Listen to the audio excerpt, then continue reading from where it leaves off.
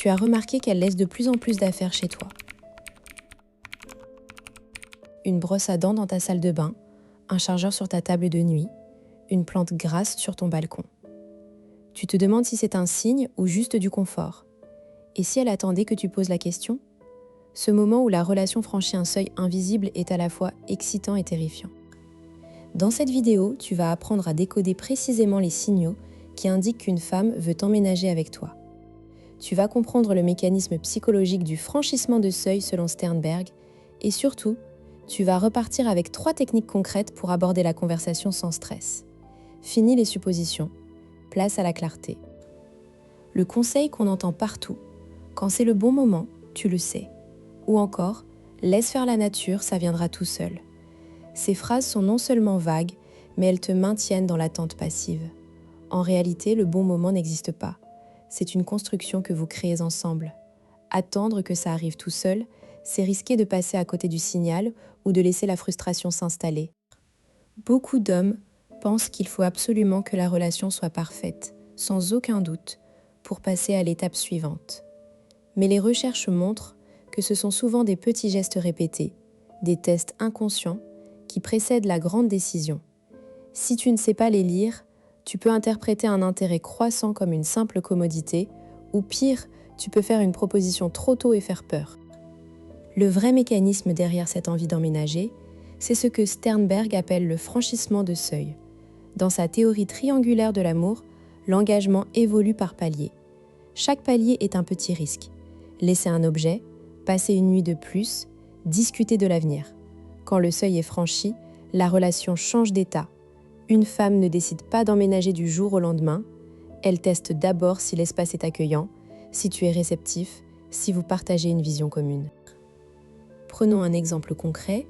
Sophie, 32 ans, infirmière à Lyon, et Marc, 34 ans, architecte. Ils sont ensemble depuis 14 mois. Sophie a commencé à laisser une deuxième brosse à dents, puis un pyjama, puis des Tupperware. Marc trouvait ça mignon mais un peu envahissant. Un soir, Sophie dit « Je me sens mieux chez toi que chez moi, c'est bizarre ». Marc répond « C'est normal, tu es là tout le temps ». Sophie enchaîne « Oui, mais du coup, je me demande si on ne devrait pas ». Elle laisse la phrase en suspens. Marc, mal à l'aise, change de sujet. Quelques jours plus tard, Sophie lui envoie un lien vers un appartement à louer. « Regarde, il est pas mal, non ?» Marc rit, ne répond pas vraiment. Le week-end d'après, elle lui dit « J'ai rangé ton dressing, ça te dérange pas ?» Marc sent que quelque chose se prépare, mais il n'ose pas poser la question. Il a peur de s'engager trop vite, peur que ce soit une idée d'elle seule. En réalité, Sophie a déjà franchi son seuil intérieur. Elle a besoin que Marc valide cette étape. Leur dialogue est typique du test d'engagement. Elle propose des indices de plus en plus forts, et si Marc ne réagit pas, elle peut interpréter son silence comme un refus. Résultat, elle risque de se sentir rejetée et de prendre ses distances. Comment décoder ces signaux dans ta propre relation ? D'abord, observe les objets. Plus une femme laisse d'affaires chez toi, plus elle projette de s'installer. Ensuite, écoute les « et ». Et si on prenait un appart plus grand ? Et si on prenait un chat ? Ce sont des invitations à imaginer un futur commun. Enfin, regarde son comportement dans ton espace. Si elle réorganise, nettoie ou décore, c'est qu'elle se projette. Quand tu comprends ce mécanisme, tu cesses de subir. Tu deviens acteur de l'étape suivante. Tu sais que chaque indice est une invitation à une conversation. Tu peux alors répondre de manière claire, sans peur de faire une erreur. Technique 1. La question miroir. Quand elle fait une remarque sur ton espace ou sur l'avenir, renvoie-lui la question de manière ouverte. Et toi, comment tu vois notre vie idéale dans 6 mois ? Pas de pression, juste une invitation à verbaliser son envie. Exemple, elle dit « J'aime bien ton salon ». Toi, tu réponds « Et si on le décorait ensemble, tu mettrais quoi ?» Tu l'encourages à révéler son degré d'engagement. Technique 2, le test de la clé. Un jour, sans prévenir, donne-lui un double des clés de chez toi. Dis simplement « au cas où », comme ça tu peux venir quand tu veux. Observe sa réaction. Si elle est heureuse et l'utilise rapidement, c'est qu'elle est prête. Si elle hésite ou refuse, elle n'est peut-être pas encore prête. Ce geste symbolique franchit un seuil important. Technique 3. La visualisation commune.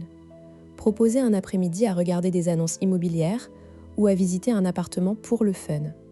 Pendant la visite, observe son langage non verbal. Est-ce qu'elle imagine vos meubles? Est-ce qu'elle parle de notre chambre? Après la visite, demande-lui « Qu'est-ce qui te plairait dans une vie à deux ici ?» Cette expérience partagée crée un contexte sécurisé pour aborder l'emménagement. Tu vas peut-être penser « Et si elle n'est pas intéressée et que je me trompe ?» C'est le risque, mais il est faible si tu as observé les signes. Mieux vaut une conversation honnête que des mois d'ambiguïté. Je ne suis pas prêt à emménager maintenant peut aussi être une réponse positive, ça ouvre le dialogue. Autre objection, et si elle attend que je propose? Oui, c'est souvent le cas.